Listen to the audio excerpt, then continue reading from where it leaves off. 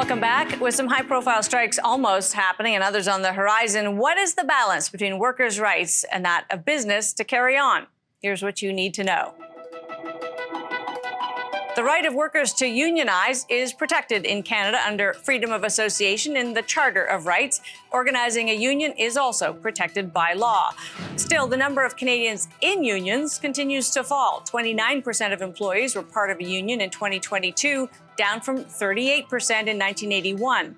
The bulk of that decline came before 1997, but another 30% drop occurred between 97 and 2022. The drop happened almost entirely in the private sector, where union rates fell from 29% in 1981 to 15% in 2022. For the public sector, including healthcare, education, and government workers, union rates were pretty flat over that same period, dropping slightly from 62.5% to 61.6% 40 years later. The right to strike is also a constitutionally protected one and has been since a 2015 Supreme Court ruling reversed decades of previous law on the subject, arguing that workers' right to strike is an essential part of the bargaining process. But workers who are considered essential may not be allowed to strike in Canada. That includes services like police and paramedics. Workers in federally regulated industries may see cases sent to the Canadian Industrial Relations Board, as happened recently with rail workers threatening to strike. This quasi-judicial body has the power to interpret and enforce federal law and, in the most recent case, uphold a decision to force the two sides, workers and the companies, to negotiate through binding arbitration. That move, which came at the request of the Labour Minister, will be challenged in court by the Teamsters Union at the rail companies. But meantime, the trains are back on the tracks.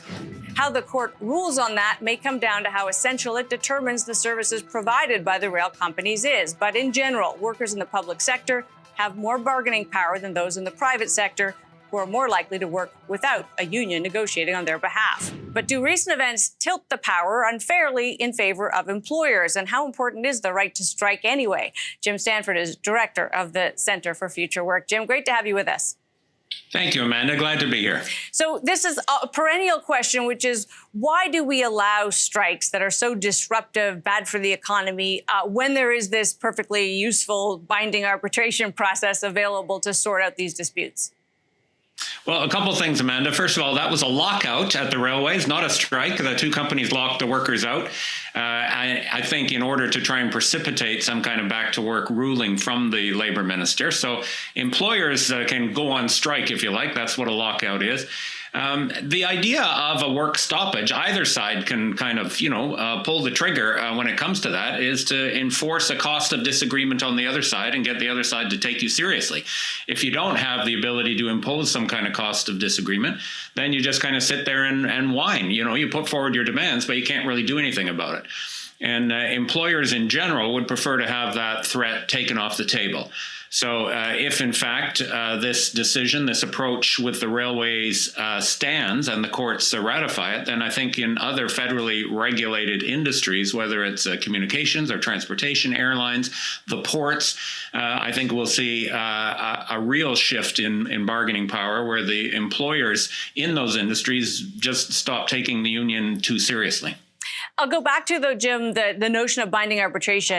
Presumably, there's a fair outcome in that. There's a third-party, independent, unbiased view helping the two sides reach an outcome. They both have to live with it. Why is that not a good mechanism to sort out labor disputes so that we don't see parts of the economy grind to a halt when they can't come to agreement?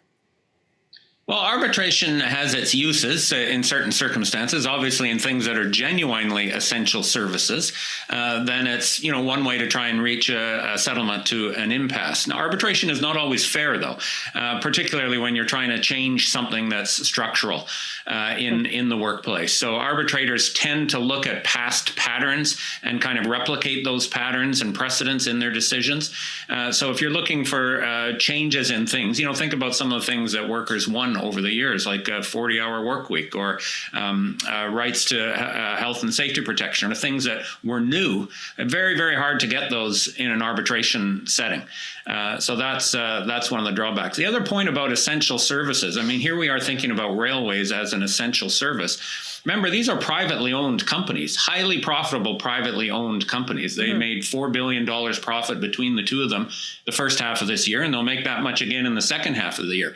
So it's a bit of having your cake and eating it too, to say, well, we're going to run this like a private business and try and make as much money as we can out of it.